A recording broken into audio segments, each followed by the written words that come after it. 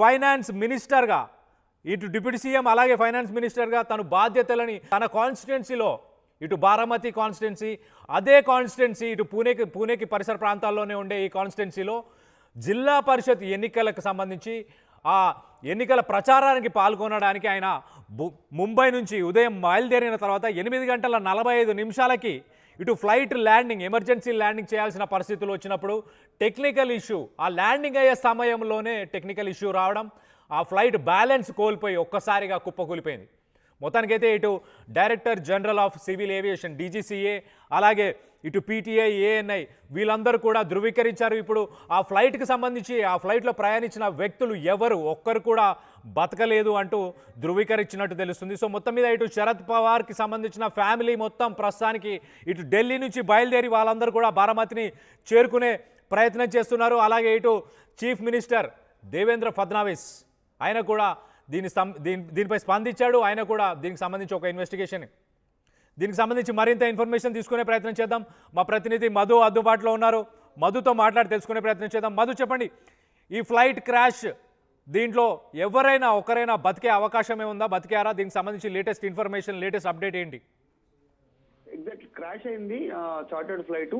ఒక్కసారి emergency landing చేస్తుంటే కింద ఒక ల్యాండ్ క్రాష్ కావడంతో మంటలు అంటుకున్నాయి. చనిపోయినటువంటి పరిస్థితి అక్కడక్కడే నిర్ధారించారు. అందులో ప్రయాణిస్తున్నటువంటి ఎవరు కూడా ప్రాణాలతో బయటపడేటువంటి సందర్భం అక్కడ కనపడలేదు. స్థానికులంతా వీడియోలు తీశారు. అక్కడ ఉన్నటువంటి సిచ్యువేషన్ వెంటనే పోలీసులకు స్థానికంగా ఉన్నటువంటి ఆసుపత్రికి సమాచారం ఇచ్చినట్టుగా తెలుస్తా ఉంది. మొత్తం ఆ ఎలక్షన్ టూర్ లో భాగంగా 6 ప్రయాణిస్తున్నారు. దాంట్లో ప్రస్తుతం డిప్యూటీ సీఎం గా ఉన్నారు అజిత్ పవార్.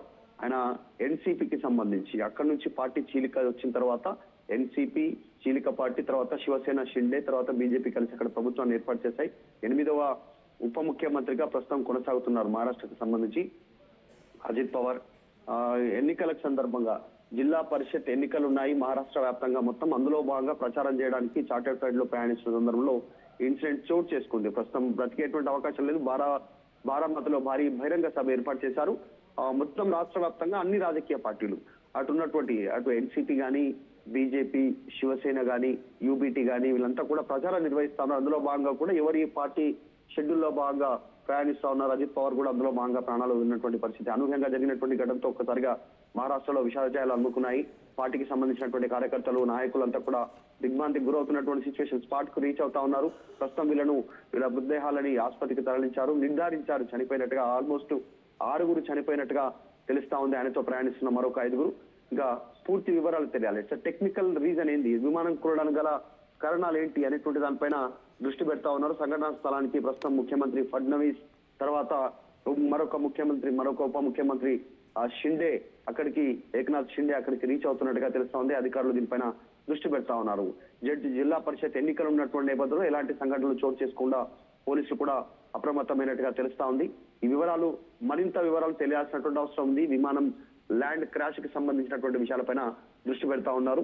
ఈ ఘటన ఒక్కసారిగా మహారాష్ట్ర సంబంధించినటువంటి మొత్తం రాజకీయ వర్గాలను కానీ అక్కడ ఉన్నటువంటి అన్ని పార్టీలకు సంబంధించిన నాయకులను కానీ దిగ్భ్రాంతికి గురి చేసింది. ఇన్సిడెంట్ పైన ప్రస్తుతం అందరూ ఇన్సిడెంట్ పై షాక్ అవుతున్నటువంటి సిచ్యువేషన్ అయితే కనిపిస్తా ఉంది.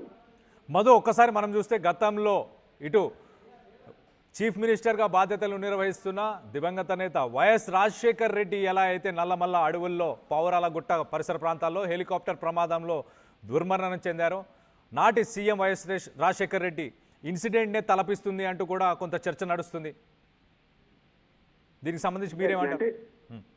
ఎగ్జాక్ట్లీ సేమ్ ఇట్లా ఉమ్మడి ఆంధ్రప్రదేశ్ లో వైఎస్ రాజశేఖర్ రెడ్డి రచ్చబండ అనేటువంటి ప్రోగ్రామ్ కోసం బయలుదేరుతున్నటువంటి సందర్భంలో కిమునో నింబస్ మేఘాలకు సంబంధించిన వెదర్ కరెక్ట్ గా లేకపోవడంతో దారి తప్పడం, తర్వాత ఎక్కడో ఒక చోట ల్యాండ్ కావాల్సినటువంటి సందర్భంలో అడవిలో అక్కడ నల్లమల్ల అడవిలో అక్కడ ఆ ప్రాంతంలో చెట్టుకు తగిలిన తర్వాత హెలికాప్టర్ తక్కువ హైట్ లో పోతున్న ఆయన హెలికాప్టర్ క్రాష్ అయినటువంటి సిచ్యువేషన్. ఆయనతో పాటు కీలకమైనటువంటి అధికారులు, ఐఏఎస్ అధికారులు, పైలట్ మిగతా అంతా కూడా దాంట్లో మరణించినటువంటి సిచ్యువేషన్. అట్లాంటి ఘటన ఇది ఎగ్జాంపుల్ చూసుకుంటే. కాకపోతే ఇది ఈ వెదర్ క్లియర్ గానే ఉంది. అజిత్ పవార్ ప్రయాణిస్తున్నటువంటి చార్టర్డ్ ఫ్లైట్ కాకపోతే సాంకేతిక సమస్య వచ్చింది. ఇంకా పైకి ఎగరలేనటువంటి సిచ్యువేషన్ లో డౌన్ అవుతున్న సందర్భంలో త్వరగా ల్యాండ్ చేద్దాం అనుకున్న సందర్భంలో ఎమర్జెన్సీ ల్యాండ్ చేద్దాం అనుకున్న సందర్భంలో ఒక్కసారిగా నేలను తాకి కుప్పకూలినటువంటి సిచ్యువేషన్. ఒక్కసారిగా మంటలు ఎగిసిపడ్డాయి. అక్కడే చనిపోయినటువంటి పరిస్థితి. 66 సంవత్సరాలు అజిత్ పవార్ కి